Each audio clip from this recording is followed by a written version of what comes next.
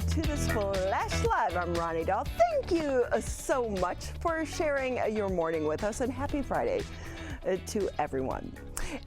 We have such a great story to start off with today. Someone that is making such a huge difference in our community and with so many families, because we know the COVID crisis and increasing inflation has more and more families in the need of a hand up. And Lighthouse is there, a beacon of hope, supporting families while also working to end poverty in our area. Oh, that will be so great to see that happen. With us this morning is Ryan Hertz, President and CEO for the Lighthouse. Ryan, thank you so much for being with us. Can you hear us? I can. Hello. Hi, how are you? And can I say I love your background, but before we get to that, because you guys have so many amazing things that are going on right now, for those that maybe aren't familiar with Lighthouse, tell us about your mission. Sure. So Lighthouse, Michigan was formed in 2019 as the result of a merger between Lighthouse of Oakland County and South Oakland Shelter, two organizations that were founded by the faith community to respond to emergency basic needs. So South Oakland Shelter to respond to emergency shelter for people experiencing homelessness, and Lighthouse of Oakland County originally to respond to hunger. And both started in congregations and were staffed by volunteers, and over the years developed a continuum of services to try to help people avoid economic crisis, help people escape poverty, and attain longer-term stability. So when we came together, we formed a new mission, building equitable communities that alleviate poverty. And our work includes emergency services, of course, stability services at the household level, so helping individuals attain some measure of economic stability to avoid future crises. And then working on the environmental barriers to ending poverty at a systems level. So that's actually what's behind me right now is one of our affordable housing communities called Coolidge Place in Oak Park. And so one of our primary areas of focus in terms of our systems change work is increasing affordability of housing for people across the economic spectrum in our community. Because Ryan, for me, I think housing is one of the biggest issues. I remember when I moved back to Michigan, this area from North Carolina, I couldn't believe how expensive rent was to live here compared to the South. And I know that housing has increased all throughout the country. And I did we did a housing retreat on the streets of Detroit, and some of the homeless were telling me about what it took to get into an apartment. And we're talking about apartments most people would not even step in, right? Like they were roach infested and not up to code. And so many of them were having to come up with the first month, last month. Who can do that? I mean, it was so expensive. Yeah, there's a lot of complexity as to why we're in such a circumstance. But, we try at Lighthouse to sort of address all of these different dimensions, right? So we want to make sure that the housing that we contribute to the community increases affordability, but also is high quality and is an investment in the future well-being of the families that we serve. When we held our community meeting in Oak Park to show folks what we were building at Coolidge Place, we were anticipating, because frequently affordable housing is a stigmatized issue, we were anticipating people coming with pushback against what we hope to do. But it was mostly people saying, wow, these are beautiful. I have family members who might qualify. How do I find out about openings in your facility? And then since we've built them, it's been the same. It's been an unending sort of wave of demand, and we're trying to continue to develop affordable housing to meet that in our community. But sadly, one of the big dimensions here is just lack of rental housing. So our belief is pretty much any housing units added into our community is going to help contribute to a longer term solution for people. And I love your 360 approach and collaboration approach to this issue, because I think that is really what it's going to take, is people such as yourself. You think outside the box, and it's about partnerships. And with that, you guys have a big event coming on because you have a big We mission. But having a mission such as that takes money. It does. For organizations like ours, really for the vast majority of organizations in the nonprofit sector, we're meeting needs that there's no market incentive to meet, right? If there was, then those needs would be met by organizations that are for profits. And so as a result of that, essentially every initiative we take on, we lose money unless we fundraise around it. So whether it's providing emergency shelter, whether it's providing emergency food, whether it's providing supportive services to the people in some of our housing units who face long-term disabilities, all of those services require philanthropic support in order to be sustainable. And so one of the ways that we do that is through events, both to raise money and to connect to people in the community to help them understand our mission and bring them closer to our organization. And one of my favorite, probably my favorite nonprofit fundraising event, and I'm a little biased to be honest, because I came up with the idea, gosh, it's probably been about 8 years, is the rent party. So prior to being a social worker, my undergraduate degree was in folklore and ethnomusicology, and I had a focus in music research and early American blues, jazz, boogie woogie music, and things like this. So okay, wait a minute. I have to stop you right there because that's fascinating to me. Do you play an instrument I do, at all? but I don't play early blues and jazz music. I am a musician. Yeah, but my it took me an embarrassingly long time of working in homeless services to make the connection between rent parties, which is where so much of the early American jazz artists, that like people like Louis Armstrong and actually Detroit beloved Sippy Wallace and many others got started playing the rent party circuit. So when Black families in a variety of cities in the United States started to move into areas as redlining was sort of receding, there were affordability gaps, of course, but people wanted quality housing for their families. And so in order to address that gap in rent, people would throw rent parties, they'd sell tickets, they'd hire a musician, the musician would make some money, the homeowner would help with their rent, and they'd throw these concerts. And some of the most incredible musicians of all time got their start playing rent parties. Fast forward 5 or 6 years, and something clicked in my head, and I said, wait a minute, why aren't we throwing some kind of a rent party, given that we do all this rental assistance work and housing work?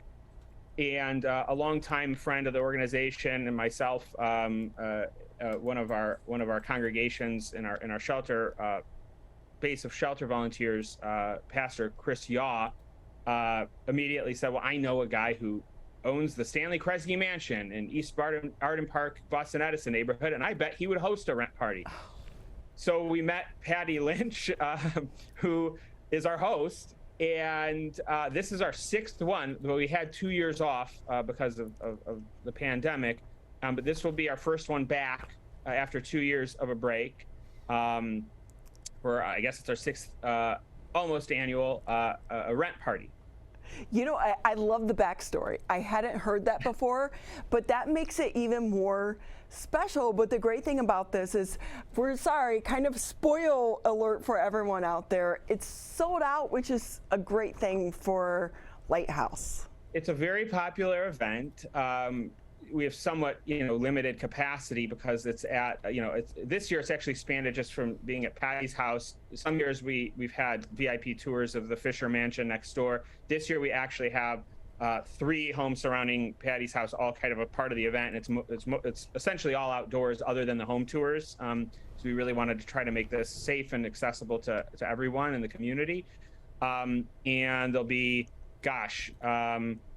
I'm trying to think of how many stages we actually have set up, but we have Planet D No Net, a 9-piece big band featuring RJ Spangler performing. They perform every year with us.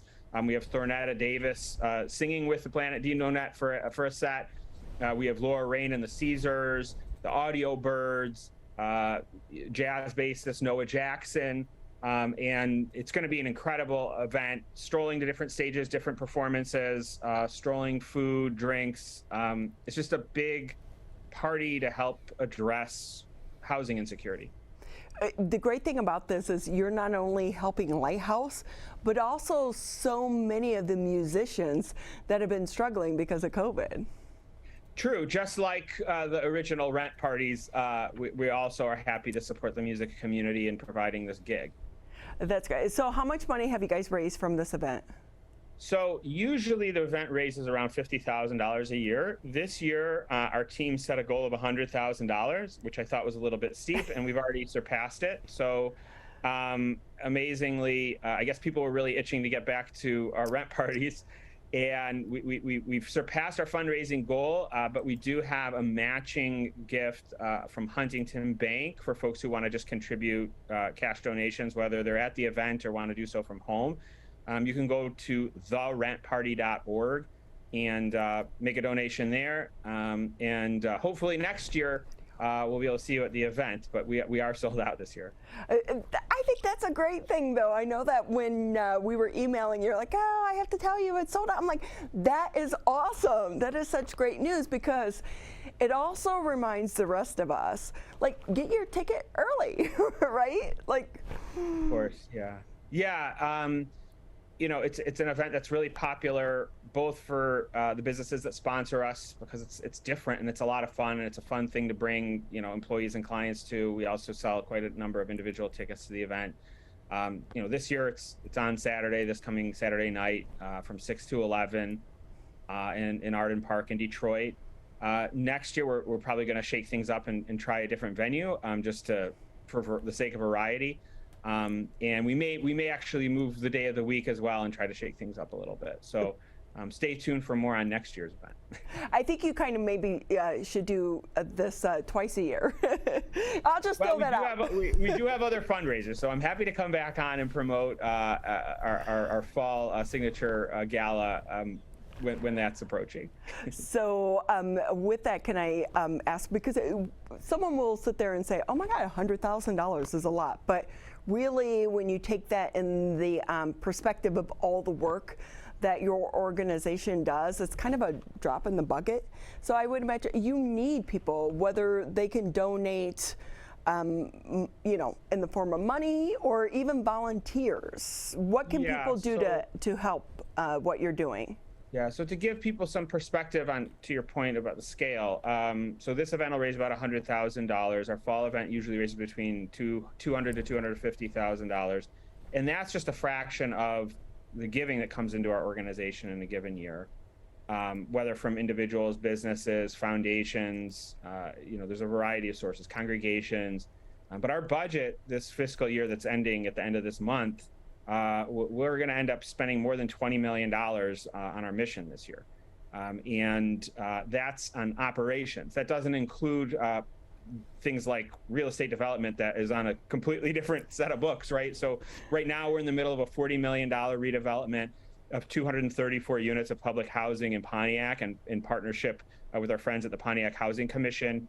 And all of this important work obviously is funded in a variety of ways. But as I said earlier, there's always this gap, and that gap is made up of a variety of cash contributions, in-kind contributions, and a lot of volunteers. We have tens of thousands of volunteers that touch our organization in a variety of ways, close to 10,000 just in the congregations that traditionally have hosted our emergency shelter program. Prior to the pandemic, we had a rotating emergency shelter model through the South Oakland shelter.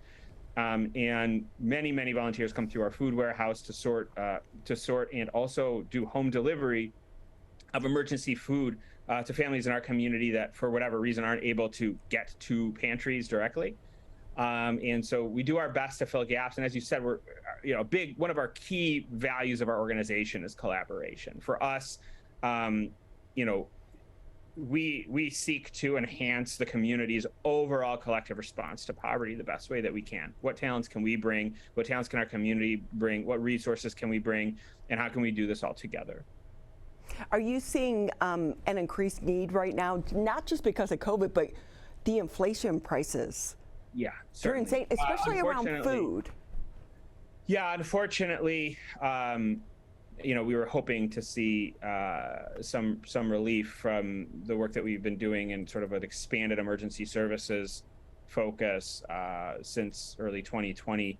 When we merged South Oakland Shelter and Lighthouse, our hope was really to focus on expanding our systems change work, our affordable housing work, our community development work, because we felt that, emergency services are important, but they're kind of the doorway in to helping families become more stable in the long term. And our bottleneck for being able to do that is affordable housing units and other barriers in the community that, folks, low to mid income, hardworking families face every day. We have tens of thousands of families in Oakland County who spend more than a third of their gross income on rent, and it's not sustainable. So that was our goal to focus on. And then the pandemic happened, and we found ourselves kind of going back to our roots and really focusing on emergency services again, because there was this massive influx of need. And a lot of organizations, at the same time as there was a massive influx of need, a lot of organizations set up to respond to that need. A lot of grassroots groups had to close up shop. They didn't have models to safely deliver those services. They didn't necessarily have the volunteer power once people were, a lot of volunteers are in our community are older people who are higher risk. And so early on, we stepped into that role of filling those gaps. And we hoped by now that there would be some relief there. But as you've said, unfortunately, we're sort of going on all cylinders. So we're trying to push and grow our systems change work and concurrently trying to establish longer term, more sustainable mechanisms to respond to emergency needs as they ebb and flow in our community. Well, we are so blessed to have you in our community, and to everyone out there, please, if you are lucky enough to not need your services, donate. If you can't donate, money or food, donate your time. Ryan, thank you so much for being with us. We so appreciate it. Thank you for having me. Again, Lighthouse, Michigan, you can find their information on the website. They're doing great things. We're going to take a quick break here on the MegaCast. We'll be right back with The Splash Live.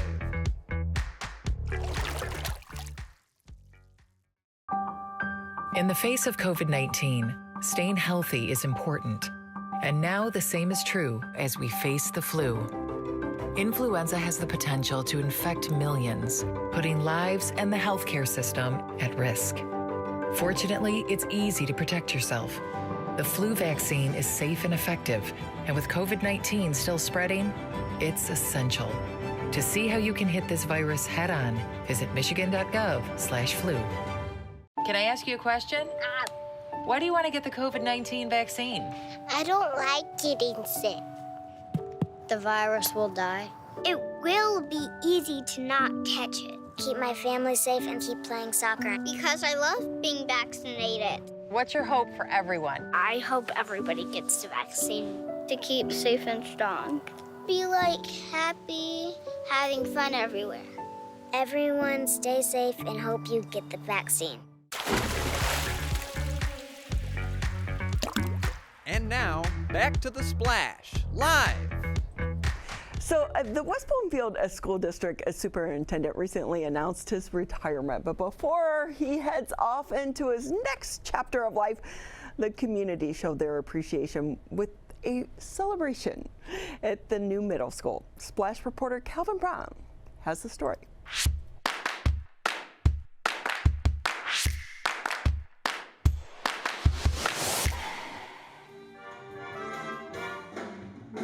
Triumphant sounds of West Bloomfield High School's jazz band echoing through the halls of the new West Bloomfield Middle School, residents pile into the Auditeria to celebrate a special presence in our community that's heading out west. After 10 years of hard work and dedication to the West Bloomfield School District, Dr. Gerald Hill is retiring from his position as superintendent. A star-studded cast of local leaders around West Bloomfield made their attendance to show their appreciation for Dr. Hill's commitment to the children and futures of our generations. Held in what Dr. Hill considers one of the largest achievements in his legacy, the new middle school building was host to a truly magical and sentimental evening. With performances from the West Bloomfield High School Laker Express, as well as speeches from Stephen Toy, Kelly Denowitz, Scott Loney, and WBHS student Lexi LaFada. After the event concluded, I asked Dr. Gerald Hill about his and Cindy's connection to the school district and how much they'll miss our community. Cindy, my wife, and I were at everything. We went to all of the concerts, all of the performances at schools, the athletic performances, as many as we could. And we've really, truly enjoyed that. And it was a partnership. My wife and I were at everything. And we enjoyed watching kids perform and watching parents watch their children perform, that type of thing. So that's one thing that I think people might take notice of, although I expect my successor will be equally involved. I'd just like to thank the whole community for a fantastic 10 years. My wife and I have truly enjoyed living in West Bloomfield and being engaged in all the communities associated with the school district, Eagle Harbor, Village Orchard Lake. We've just really enjoyed the students, the families, and all the staff in our school district. Been great. Well, we're gonna miss West Bloomfield, but we're gonna be living 8 blocks away from our son and our 2 beautiful granddaughters, and so we look forward to that. We'll be in Southern California, 2 blocks from the beach, 8 blocks away from family, so we're looking forward to our next adventure. Family is everything, and we're gonna truly enjoy that part of our next phase of life.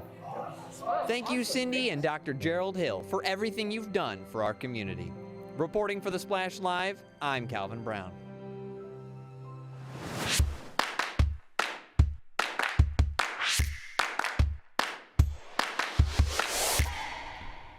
Such a great party last night. So sorry we missed it, but congratulations to Dr. Hill and his wife. And by the way, we want to maybe visit with him in the middle of wintertime, see if he misses those snowstorms. With that, as we move on, area businesses continue to adapt and to survive and hopefully thrive. But their success, by the way, relies on us, the community, to continue to support local. We want to bring in our good friend Suzanne Levine, Executive Director for the Greater West Bloomfield Chamber of Commerce. Good morning, Miss Suzanne. How are you? Great.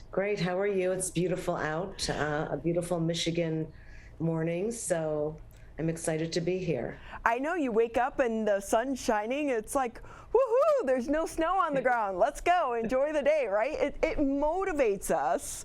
But what I love about Fridays is I feel like that's the time that we go out and maybe visit our local restaurants. Happy hour on the patio in Michigan, there's nothing better. Absolutely. And we have a few restaurants like Crispelli's, for example. I know Prime 29 has that sort of thing. So we're really excited to start getting out. And I notice that that's what people are doing. They're out and about, hopefully, visiting a lot of our community's fabulous stores and restaurants. And with that, Suzanne, too, I like to remind people every time we go by a new business and we see a close sign, we have to remind people local businesses rely on us. And I know that you've been such an advocate throughout COVID, because I think for so many people in their minds it's been put behind them. But in a weird way, not a weird way, but in a different way, our local businesses continue to struggle because, okay, now they're not being mandated to shut down, but they're having a hard time getting employees, and inflation is really hitting our local businesses. Plus the gas prices, I think, where we might attract people from Livonia or Plymouth or Northville. I think people are staying a little bit closer to home. And since we have such a vibrant, diverse community, I'm really hoping that everyone's going to go out and visit our, local shops. Bush's, for example, is going to be our supporter of our SOS. Instead of support our shops, it's probably support our supermarket. But they have some fabulous, it's so beautiful since they renovated. And, it's just really important to remember just to stop by, say hello, and spend a few dollars in a local establishment, because that can make the difference between them staying open and closing. Yeah, for us, like sometimes you visit, you go, it's once a week, twice a week, but it really does make a huge difference. I'm so sorry because I know we don't have a lot of time, but some businesses are opening here, which is a good thing. Yes, we still have some businesses. There seems to be a lot of focus on health. We have Maple Orthodontics, and we have a ribbon cutting for them in a couple weeks. We have the Dry Eye Healing Institute, also another ribbon cutting for them. We do seem to have a lot of businesses that are focused on that, because that's one thing that will never really be affected by the pandemic. People, need to take care of their health. And it's not just obviously because of COVID. They need to not ignore other health issues. And I know that even Henry Ford Health opened up an urgent care locally on the boardwalk. So these are just important issues that just are never going to go away. And people need to make sure that the rest of their health, emotionally as well as physically and financially, stays stable and strong. And can I congratulate you, because I know so much work went into the health and wellness event that took place at the Township Hall yesterday. Thank you so much for all your work on that. Oh, it was fabulous. No one really knew what to expect. Because of COVID, you don't really know, do people want to get out? But we had fabulous businesses and organizations that offered a wealth of information and great swag, I might say. As well as we had a large attendance of people ranging from seniors to people that work in the township. So all in all, it was a great success.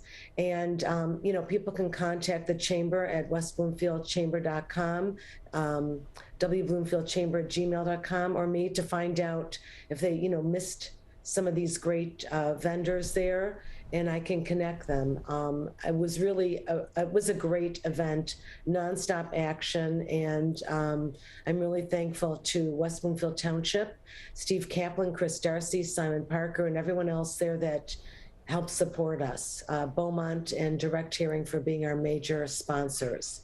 Well, and we're grateful to you as well, because it was a great event. Thank you so much, Miss Suzanne. Thank you so much, and have a wonderful, fabulous, perhaps garage sailing weekend. And to all of you, thank you for tuning in to the Friday edition of The Splash.